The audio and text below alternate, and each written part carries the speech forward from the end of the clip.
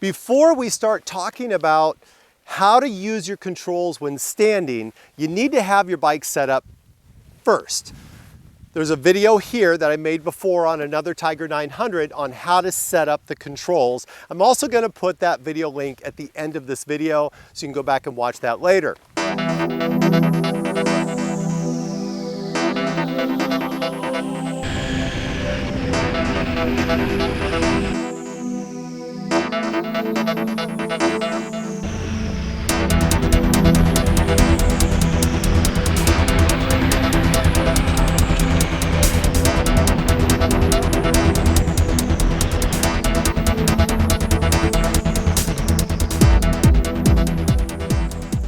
On the left side of the bike, it's the clutch and the shifter.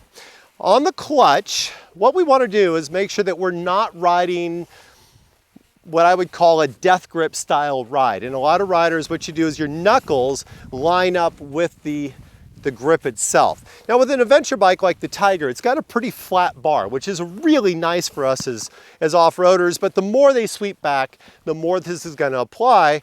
That grip, that hand, may end up coming partial across the grip. You're going to have two fingers that are going to be resting on that clutch lever and two fingers that are draped, not gripped, but draped around the grip on the handlebars. This flat wrist is really important, and as I move back and forth on the motorcycle, no matter what position I'm in, this wrist is going to stay nice and flat. Also, you'll notice that I'm not gripping on here tight where I can't move, that my hand is constantly sliding and changing position, and even the angles of my fingers change position over the clutch lever. And you'll notice I'm never gripping, I'm never locked into one position.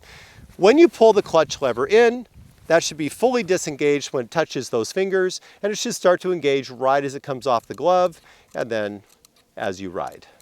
So if I move forward, I need to allow the rest of my body to relax so that I keep that flat wrist and those fingers are still resting over the lever itself. That also means that as I move on that bike forward and back, that my wrists are going to change angles on that grip angle.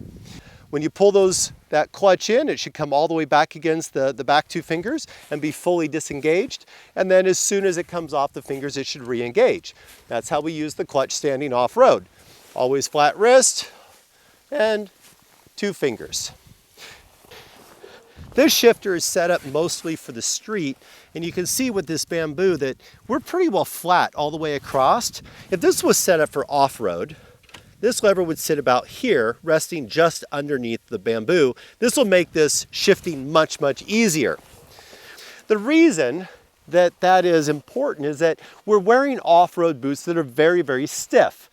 Road boots are often more slipper-like. Your toes can move and shift around, but in the off-road boots, everything is very solid, which means you have to rotate the entire foot to both shift up or down.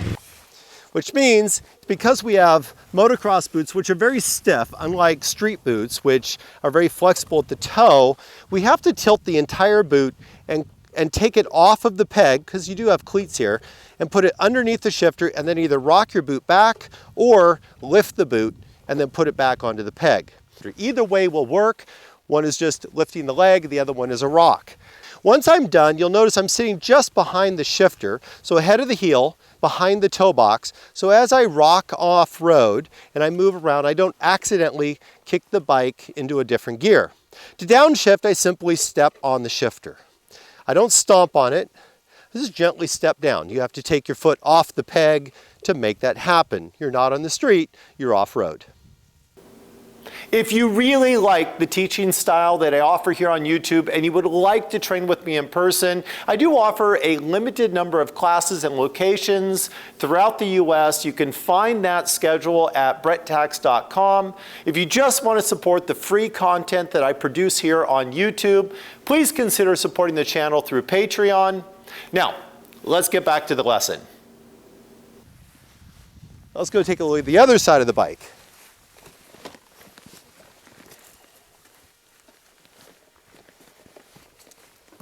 On this side, we have the brakes. The front brake follows the same rules as the clutch. Your wrist should always be flat. You use 2 fingers to operate the brake, and your fingers should never be gripping the hand grip. They should just be resting there, and we just use the fingertips to apply the brake. Doesn't matter, standing or sitting, same rules. The rear foot brake has to be adjusted in the high position if you have one. A lot of the new adventure bikes or off-road specific bikes will have an adjustment to go high and low. The off-road position is the highest brake position, and here's why it matters.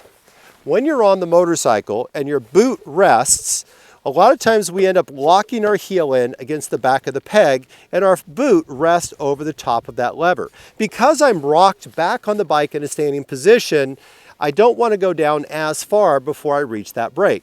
You'll notice that my whole leg is rocking forward because I can't really move the toe much. If I do go into a rear braking position, this part of the leg here will end up looking almost like I'm sitting on the back seat, but that's as far as I can go and still have flex in the boot. The truth is, we don't have the flexibility that we do when we have street boots. So you're gonna end up having this stiff movement where you're moving more body to accomplish the task at hand. We're gonna have to use more body. We're gonna have to move ourselves more when we're doing this off-road because we don't have the same flexibility as when we're wearing street boots, because street boots don't keep us protected. And that's just, if you haven't watched my videos on boots, you probably should go watch that rant, but I have to slip this in anyways. If you're wearing adventure boots or off-road boots that allow you to shift and to brake like you do on your street bike, get rid of the boots and get boots that are uncomfortable, hard to walk in, and hard to operate your controls, because those are the boots that are going to save you if you actually have an incident off-road. And guys, off-road, just putting your foot down when you have a little bit of a slip or the bike starts to tip over is enough. So get proper boots, go practice on how to shift, and don't forget to watch the video on how to set your bike up properly. Thanks for watching the channel. Make sure you leave a comment below if any of this was helpful to you. Hit subscribe, hit the little dingy bell thing so you get notified of any new videos. I'll see you guys for the next one soon.